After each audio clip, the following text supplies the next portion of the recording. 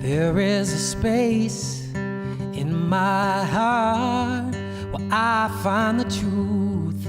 I find me and you, a truth beyond what you may see now. But when we are one, we bring more good about. No matter who or what you call yourself or where you come from, yeah. There is a place in this world with open arms right now. Welcome to love, welcome to peace, welcome to our community. And be who you are and let your light shine. We're so much more when we unite. You are welcome here. You are welcome here. See when new eyes allow and unfold, embrace and let go, trust the flow. There's a freedom in love when you follow your heart. Together we are stronger than we could ever be apart. No matter who or what you call yourself or where you come from, yeah. There is a place in this world with open arms right now. Welcome to love and welcome to peace. Welcome to our community. And be who you are and let your light shine. We're so much more when we unite. You are welcome here, and you are welcome here. And breathe in and out. Slowly feel all that's around you, and all that you feel, and all that you know. Let it go. Welcome to love, welcome to peace, welcome to our community. And be who you are and let your light shine. We're so much more when we unite. Yeah, when we unite. Oh, oh, oh, when we unite.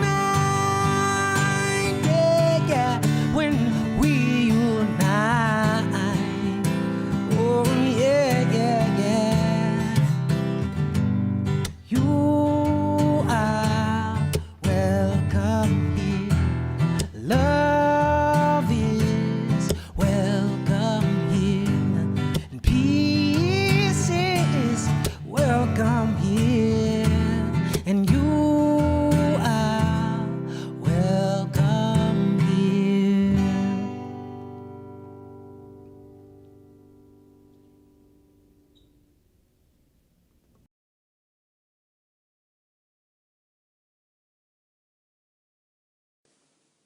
Good morning.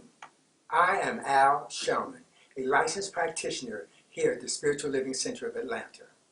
Please join me in our collective affirmation for morning service. How I choose to think creates my personal experience. Therefore, I choose to think affirmatively. I choose to speak affirmatively. I choose to live affirmatively. Not only is this my right, it is my responsibility as a conscious being. I allow myself to be guided, used, and available for the reawakening of everyone's magnificence. The moment is now, and I say yes, yes, yes. And together we say, and so it is.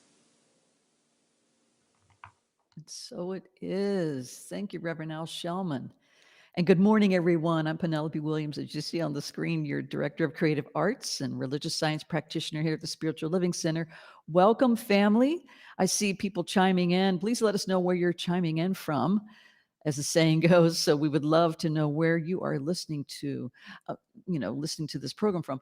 And I'm looking outside my window. I have this gorgeous tree, and the rains have passed through the south, and Atlanta is just beaming today. So we're having a beautiful morning, and we're so glad that you are here with us. I want to share a few announcements with you this morning. First off, just letting you know we have ways to give.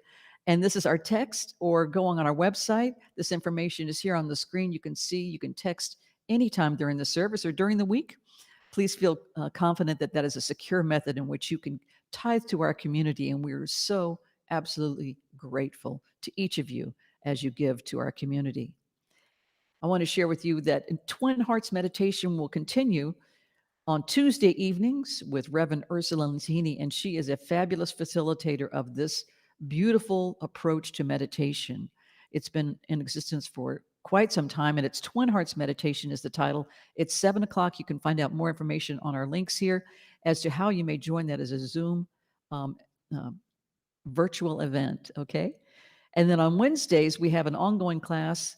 It's a Wednesday gathering every Wednesday evening at 7. And this is with Reverend Susan Zoller. It's Living the Science of Mind. And if you have questions about anything that's going on in your heart, this is the place to get those questions answered through the religious science philosophy. And we invite you to join every week.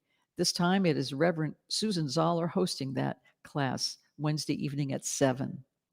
And I don't know if you know this, but our adult study has been going on. It's been in existence for a long time, and they're still meeting. They've been meeting through the entire pandemic, and their approach is wonderful. They have 3 facilitators, and they use our books, our magazine. This is the magazine for the month of April. And then they also reference 365 Science of Mind, which is a beautiful daily read. So, again, it's a way to engage with our community and share what's on your heart, how you would like to learn and take that deeper dive, questions you may have as they arise. This is a safe place in which to share with others. It's every Sunday, 9 a.m. And again, it's a Zoom link. So you'll find that information either on our website or by contacting our offices or here in the chat. So please join with them. And practitioners are in the chat this morning, available for prayer after service. They'll identify themselves, and we are on this live this morning, a virtual event on YouTube and also Facebook Live. So they will be available for you after service. Simply reference that chat, and they're introducing themselves to you. And that is a private opportunity for you to be in prayer with one of our practitioners. We are honored you're here with us this morning. Please welcome Shasta Bridges as she performs a creative arts moment.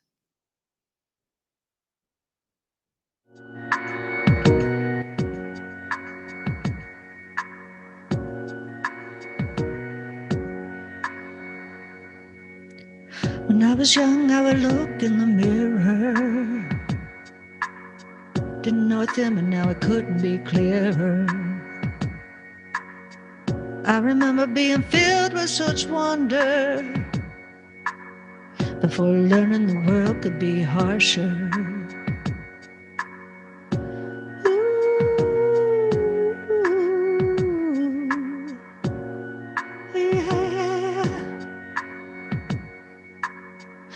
you love or the color of your skin or the place you were born and grew up in.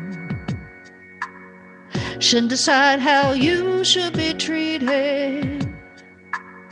We're all the same when everybody's breathing, waiting for a change to set us free, waiting for the day where you can be when I can be me, waiting for hope to come around, waiting for the day when hate is lost and love is found, waiting for a change, waiting for a change,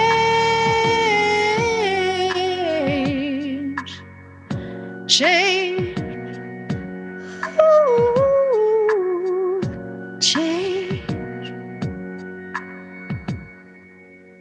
For all the brave and the souls who went before us, stand tall, be proud, and lift your voices.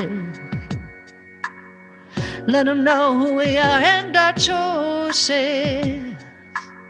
And one day we won't have to sing this chorus, waiting for a change to set us free, waiting for the day where you can be when I can be me, waiting for hope to come around, waiting for the day when hate is lost and love is found, waiting for a change,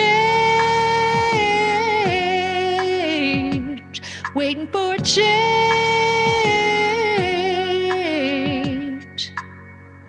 change, oh no, change. When I was young, I would look in the mirror. Didn't see it then, but now it couldn't be clearer.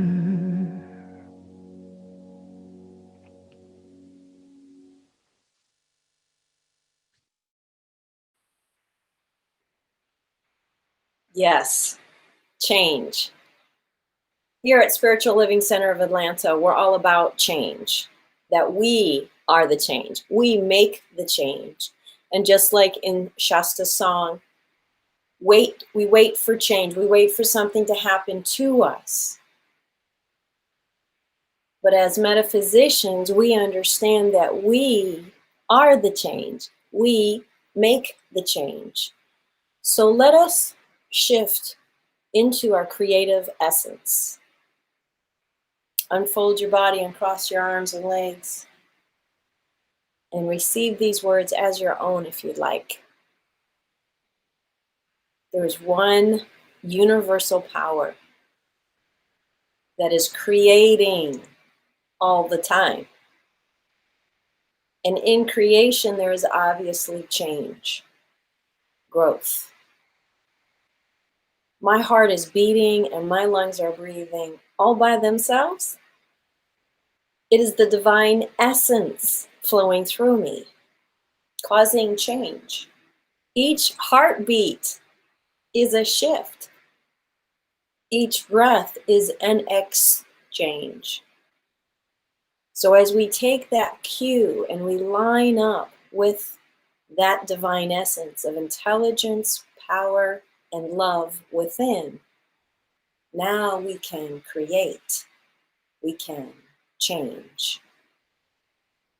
So sitting in that reality, that this is an inside job, that my universe, that I'm creating inside, in my mind, in my heart, my soul's desire, is how the expression goes into experience, into emotion, and into manifestation around us. We live in a collective consciousness, so we need to step it up. As I vibrate in my highest way, and I say, what shall this shift that's happening in our world cause me to change within? That's a good question. So let us ask, how can I change today?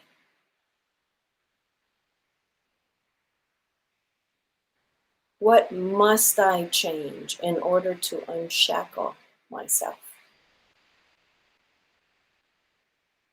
When I see something out there that's not in accordance with my divine nature, what do I need to change inside?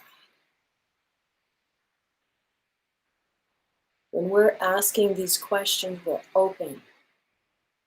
When we're open, we're courageous. Change is constant. My heartbeat is constant. I want to be constantly growing and changing so I can be more love, more intelligence, and more power. Feel it in your heart. Settle it in your bones. I am the change. I feel the change. I love change. Yes, it's scary, but so what? At least it's exciting. Feel the gratitude that we know what we know, that we don't feel like a victim, that we're awake, proactive, alive. Settling in that gratitude and opening ourselves up to this wonderful message from Reverend Lola. We release this into the consciousness full of gratitude. And say it with me, and so it is.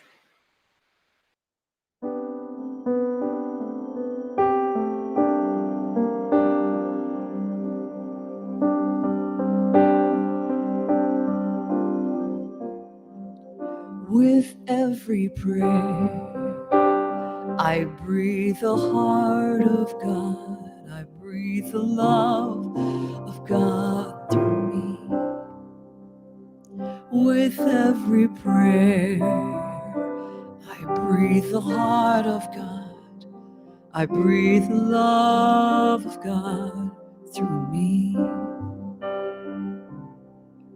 As I open and allow, I know right here and now, I create a world where wonders never cease.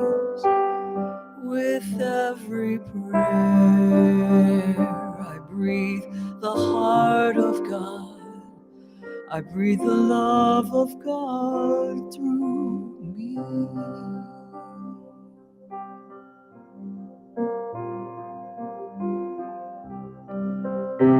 Through me. So it is.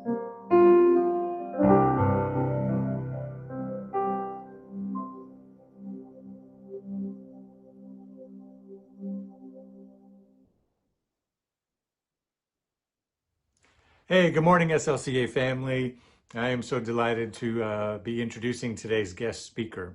Reverend Lola Wright hails from Chicago, and our history together goes way back to her time leading spiritual center there in Chicago.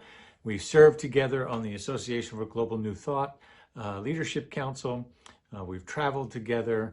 We've gotten in good trouble together in many wonderful ways. She is a shapeshifter. She's a paradigm bender for humanity. She's a life coach. She's many wonderful things. You can learn all about her on her website, reverendlolawright.com.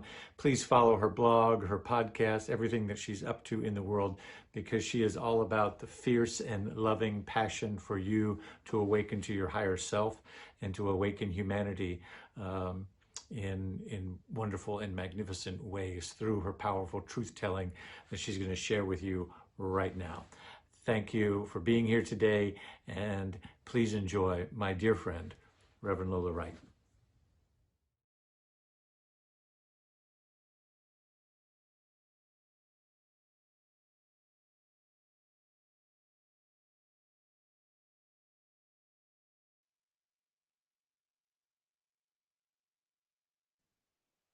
So as we accomplish unmuting her, we're going to just know that in absolute timing, she's coming back to join us. So.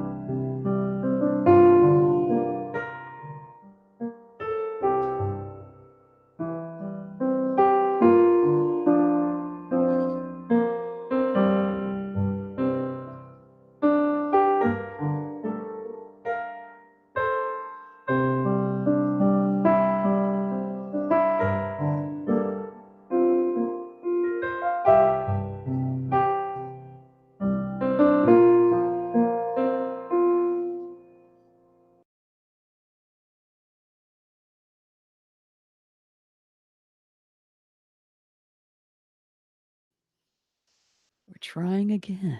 Okay.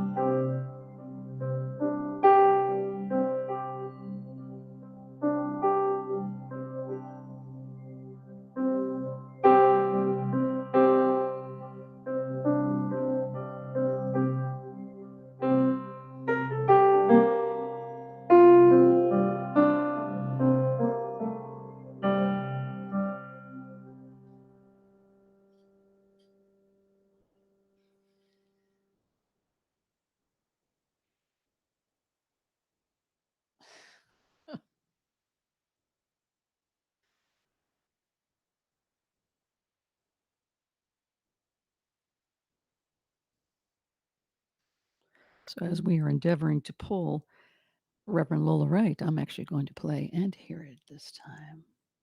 Caught me by surprise.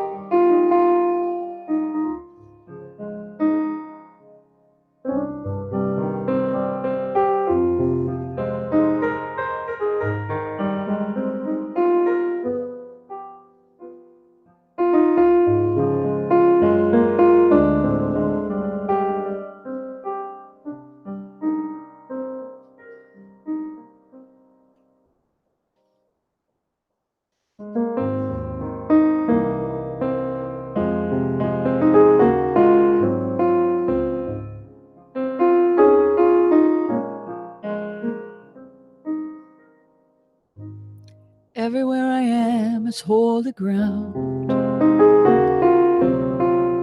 for I walk in God. Everywhere I am is holy ground, for the power and the presence of your spirit makes my path gentle and easy. All right. Please welcome Reverend Lola Wright. Good morning, Spiritual Living Center of Atlanta. It is my absolute joy to be here with you today. And how perfect that it would be that life would go other than we had intended this morning. It really is sort of the nature of existence for us to have loose knees, to be fluid, to be flexible, to be easy, to be sort of curious around how is this dis-ease, this discomfort, this discord in service of me, in service of this collective expansion. So I had a plan for this morning. I had an idea of how this talk was going to go. And perhaps you're familiar with when you get attached to an intention, an outcome, that the universe, God, spirit, life will do what it does. It creates, and then we have the opportunity to co-create with this thing, right? This moves and breathes us. So as I was sitting in meditation this morning, I heard this little nudge in my ear. Look at me. Look at me. I am changing,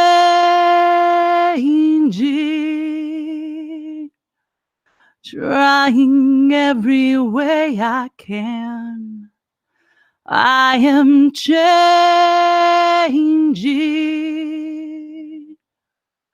I'll be better than I am. Are you familiar with those lyrics? Do you know that song? That is from Dreamgirls. It has been sung by some of the great songstresses of the modern era. And it is a song about a woman named Effie White. She is a fictitious character informed by a Supremes singer. Now, Effie White had gone through this sort of dark night of the soul. It lasted 3 years. She was in that period of time, and it felt like it was never going to end. She was brought to her knees. And there's a particular lyric in that song where she says something to the effect of, and when you are in the dark for so long, it can feel like things are never going to change. And then all of a sudden I can see again and I notice I am changing. We are in an evolutionary leap in consciousness. The human experience is in a collective evolutionary leap. You are on the planet, awake to this conversation, aware of this opportunity as a midwife, as a doula, as a shepherd, as a support person to bring along this evolutionary leap. You know, the great Ernest Holmes says it like this. He says, there is no stagnation in spirit.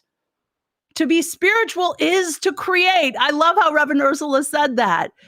Spirit is always creating. Life is always creating. The spirit is alive, conscious, aware, and active. See, the presence of all that is, life, God, spirit, the great I am, comes to know of itself through you. You are a portal. You are a catalyst. You are an agent for change. When we step into the unknown, we may find ourselves acquainted with this kind of despair that Effie White sung about. It can feel like we're off track, like we're going nowhere. But remember, where there comes a time when you will be able to see. So the great practitioners of this moment are those that can know this evolutionary leap is in process in spite of what is being seen. As a metaphysician, you are one who looks beyond the material. All suffering in the human experience exists when we are attached to the material, when we are over-identified with this material reality. In February of 2020, I left my role as CEO and spiritual director of Bodhi Center in Chicago. In January of that year, I had caught a vision that we would be moving the organization in a particular direction. And then something shifted unexpectedly in me in early February, and I knew it was time to make a move. It wasn't convenient. It wasn't comfortable. It wasn't met with open arms and big applause. See, when you step into the big idea of life as you, when you say yes to your holy calling, to your sacred purpose, it may be met with great resistance, great opposition. But at the end of the day, you are the only one that can be an authority on you, on the contribution, the gift, the calling that you're here to serve, support, and bring forward. So she said, all those years of darkness can make a person blind, but now I can see. I am changing. Our suffering exists when we resist what is. So my invitation for us this morning is to ask ourselves, how is change in fact my ally? You know, the basic supposition of these teachings is that there is not an oppositional force.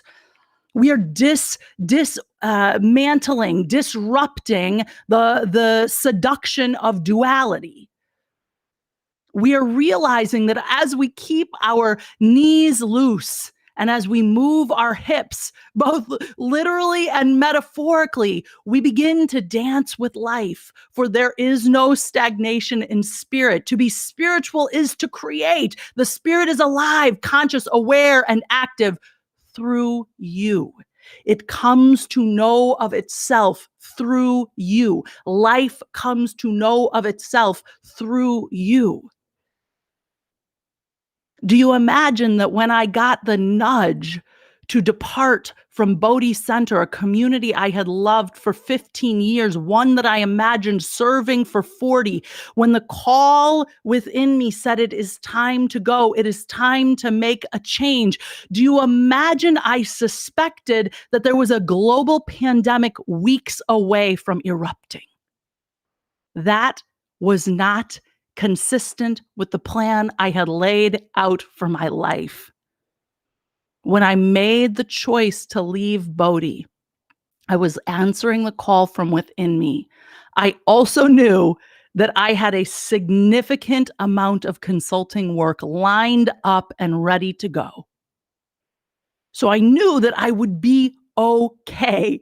I knew that my fear of scarcity was at ease. Two things happened. A global pandemic ensued, and the budget for my single most significant organizational client was cut. And work that I thought would sustain me for the next year was reduced to 25% of what I had intended. I was in the belly of change. I have been in the belly of change. This has been quite thematic for my life. I know you know this feeling. I know you know this feeling of having an expectation of how things were going to go, perhaps a marriage, a job, a relationship, a career path. A diagnosis comes along, a divorce comes unexpectedly. Some kind of devastation moves your way. And when we are not oriented around the truth that there is something greater happening here, as I found myself in those shifting sands, in those moving waters of a plan I thought was secured, it required that I turn to my practice.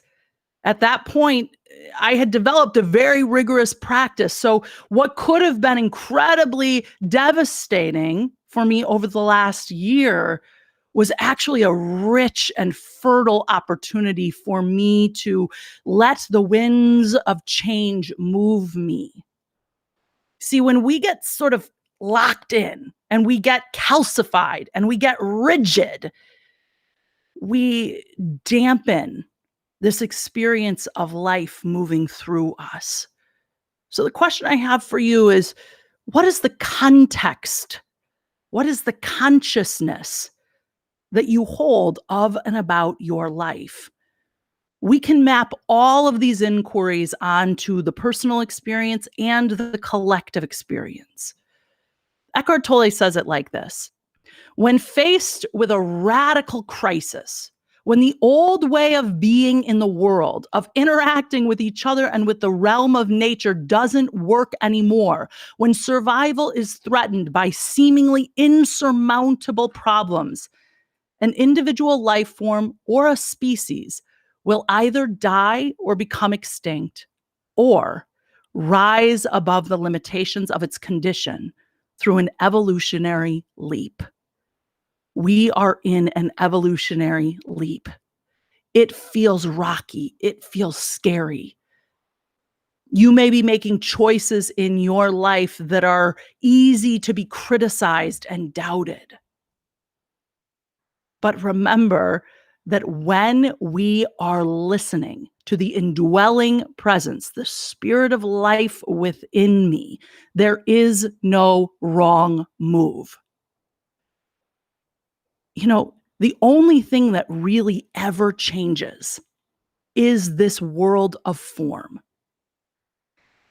The great suffering that we experience as human beings in this dimension of reality is when we are gripping to the way things were or gripping to the way things should be.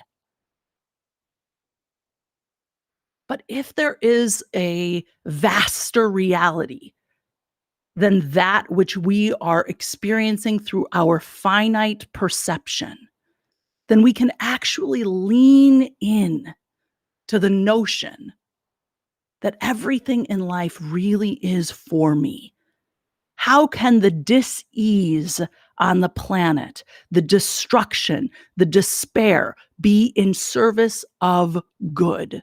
See, when you and I allow our minds to get co-opted by fear, by doubt, by despair, when we begin to organize and orient ourselves around that as the holy truth, we will have a particular experience on the planet. But when we remember that we are part of something far greater, far vaster, when we remember that spirit is always expressing, always creating, never stagnant, and that in fact, the only thing that is ever changing is in the world of form.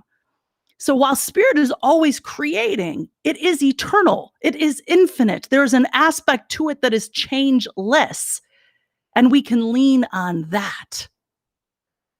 So we're always playing in a couple different dimensions. We're having to look at the material world, at the world of form, and go, what is wanting to emerge here? What is life, spirit, the infinite wanting to create through this dissonance? And then we are also being invited to hold the knowing, the consciousness, the truth that love is all there is. And when we experience dis-ease, it is a forgetfulness of that truth. So I am incredibly optimistic with the dis-ease we are living in as a species. I think it is incredibly good news. The dis-ease that I have navigated in my own life has always produced something far greater than I could or would have expected. Over the last year, my husband's business has expanded exponentially in ways that we could not have anticipated. And so what started out in this global pandemic as a sense of deep loss of a community, loss of a body of work, loss of a major client, ended up creating spaciousness for the new to emerge. When you and I are gripping, grasping, holding on, and clenching to our expectations of how life should be, we create extraordinary dis-ease and disharmony within our own being. When my children returned on March 13th, I likely shared this with you when I was with you last time, but I told them one thing. And I've now repeated this story so many times that I'm clear that the one thing I told them as we drove home from the airport, the one thing I told them was in fact a message for me. And the message that I gave them on March 13th as we drove home from O'Hare Airport, as they returned from their lives in Brooklyn, New York, I said, you will get to choose every day who you be in relationship with the unknown that we are in the midst of. I have had that opportunity over and over and over again over the course of the last year. And in fact, over the course of my entire life, and I suspect that will not change. That's the thing that is eternal. We always have the opportunity to choose, who will I be in the midst of discomfort? Who will I be in the midst of shifting grounds? Who will I be when things are going a way that I don't think that they should go? You know, oftentimes in our relationship with change, We find ourselves experiencing dis-ease when we have an attachment to the pace at which we prescribe change should go. Some of us feel like, hey, change is going way, way, way, way, way, way too fast. Slow it down, slow it down. Others of us feel like change is going so slow, it's taking forever. But remember, suffering occurs when we resist what is. The thing that you and I have the greatest capacity to influence is ourselves, the way we walk on the planet, the way we organize our priorities, that which we contribute to. How do we allocate our energy in this dimension of reality? Many years ago, I heard the brilliant Edwene Gaines say, "Be willing to release the good to experience the greater good," as a scriptural reference. Be willing to release the good to experience the greater good. There's usually a gap between when we release that which makes us feel comfortable and that which is emerging. There is this thing called time and space that we're experiencing in this dimension of reality. So the space between letting go of what was and moving toward what's becoming can be uncomfortable. But uncomfortable moments, the feeling of discomfort, does not mean we are off course. It means that something is emerging. So I invite you today, as we become increasingly aware of the evolutionary leap that we are in the midst of, that you and I be practitioners of consciousness. What is the consciousness and the context that I'm living in? How is this present set of circumstances and conditions right and necessary? Can you look at the most egregious experience on the planet and say, how is this in service of our awakening? How is this in service of our becoming? Not as a spiritual bypass, not as a way of acquiescing responsibility, but as a way of tapping in deeply to the mystical realm. What we have right now are billions of people living in a delusion that this meat suit is the most real thing. So you and I are here to be this reminding presence that suffering is elected. Pain is inevitable, but suffering is elected. We are in the midst of great change, and this is very good news. Change is not linear. So can you and I hold the field, hold the quantum field, hold the consciousness, hold the context that good is happening here in spite of discomfort, in spite of dis-ease, in spite of. That requires some serious chops. And it does not happen without your devoted discipline, a discipline to meditation, a discipline to calibrating with like-minded people, a discipline of inundating your subconscious mind with truth statements. See, there is all kinds of temptation on the planet.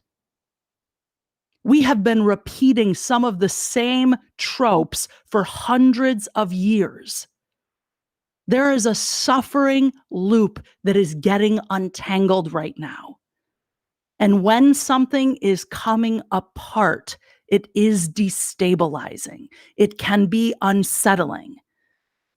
And then we go back and we remember this notion that in all those years of darkness that can make a person blind, I do always have the opportunity and the choice to see that I am changing. I am becoming more aware of God as me. I am becoming more aware of the presence of the infinite right where I am, nearer than my breath and vaster than my being. I am here such that the spirit, that the infinite may come to know of itself more fully through this vessel, through this channel, through this capacity that is uniquely me, that is uniquely you.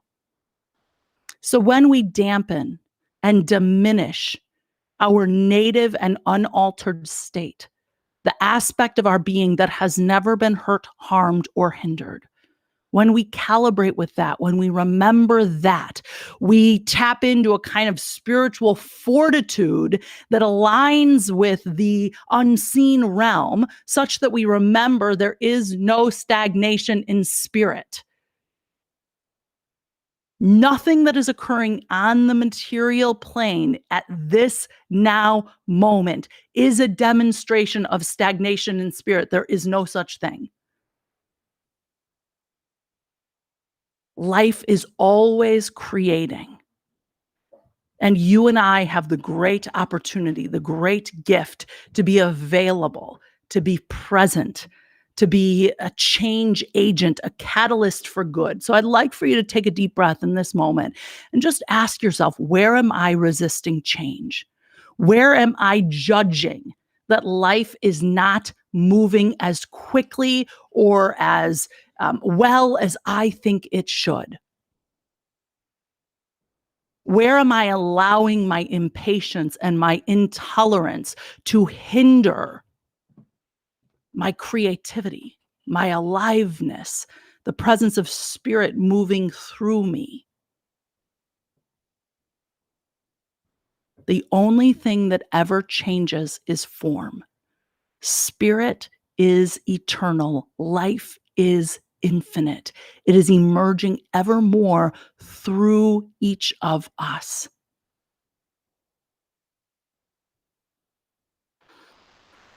So as we take a deep breath, I invite you to close your eyes if that's comfortable for you. And you might choose to place a hand on your chest and a hand on your belly. Invite the central nervous system to rest, to relax, to settle in, to ask ourselves, what is wanting to emerge where I am? Where am I resisting change? Where am I resisting the infinite capacity of the universe, this holy presence? Allow yourself to breathe. Soften your belly. Allow your shoulders to fall. If spirit is always creating, where have I fallen under the delusion that something's not working right? Where am I being seduced, tempted by my judgments, by my impatience? How may I be a holy disruption for good? How may I be a catalyst for change? How may I allow the presence of the infinite to course through me? What area of life am I resisting? Am I experiencing suffering in? Am I wishing was other than it is? Where am I feeling a sense of attachment? Would I be willing to loosen my grip, to open my mind, to remember that spirit is alive, conscious, aware, and active? That in all of these years of darkness that are so seductive, that are so tempting to make me blind, I have the capacity, you have the capacity to tune into the infinite reality, the quantum field, and shift the world of form such that it is remembering more of its native state. All suffering that we experience is a forgetfulness. So again, deepen your breath into your belly. Deep breath in through your nose and out through your mouth, inviting your brow to soften, your jaw to relax, your shoulders to fall. Recognizing that there is a power and presence for good in this vast and holy universe, that I am a portal, a catalyst, a channel of and for this good. I surrender ever more to this divine plan in, through, and as my life. I know and trust that we each avail ourselves ever more to the mystery of this universe. That all of the infinite places that we are gripping, bracing, attached, calcified, we loosen, we relax, we invite those to fall away. I know and trust that where humanity is right now is divinely ordered, not by some external presence that is pulling the puppet strings of our life, but by a cosmic order.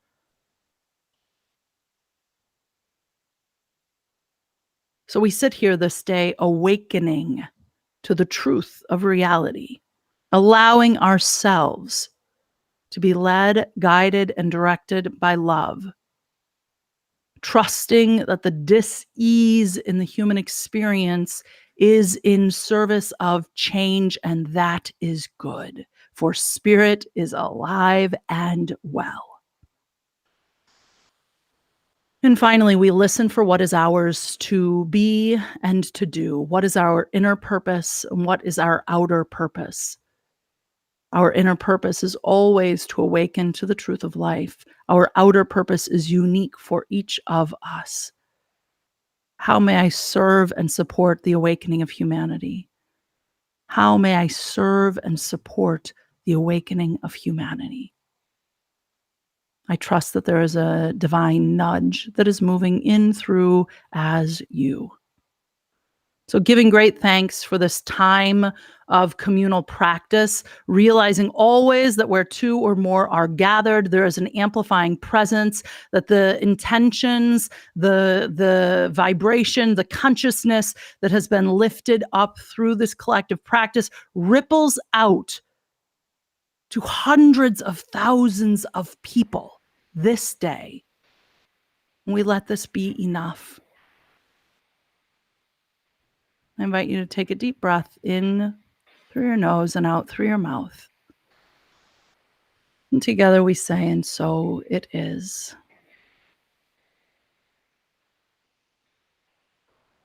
Thank you for having me, Spiritual Living Center of Atlanta. It is my great joy to bear witness to your becoming. I trust very deeply who you are here to be. And it is my great honor to partner with you and to remember in practice with one another and as we walk on this planet that spirit is alive and well, that there's only good happening here, that we have the capacity to mature beyond spiritual bypass and to affirm a radical example of love on the planet. Many blessings. Thank you, Reverend Lola Wright, speaking the truth on our behalf. Thank you for waking things up. Thank you for the love, the clarity. When we give to the center, when we financially contribute to the center, we get fed this way. Just like at a restaurant, you get fed, you pay the bill. I tithe regularly. It's on auto donation. This is my insurance policy for my karmic bank account.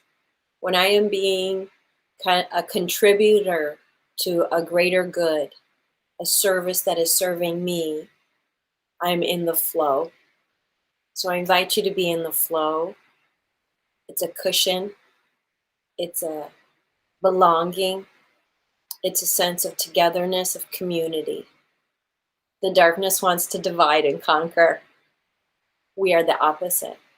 And when we put our money where our mouth is, when we say yes to an organization like this that supports us, we're saying yes to something greater within ourselves, wanting to express itself. There's many ways to give. It's right there. You can even mail a check the old-fashioned way. So join me as we do our prayer here for the grateful giving. I live in a universe of abundance, and as I freely and joyfully give, I join in the divine flow, and all that I share with life returns to me, multiplied abundantly, and so it is.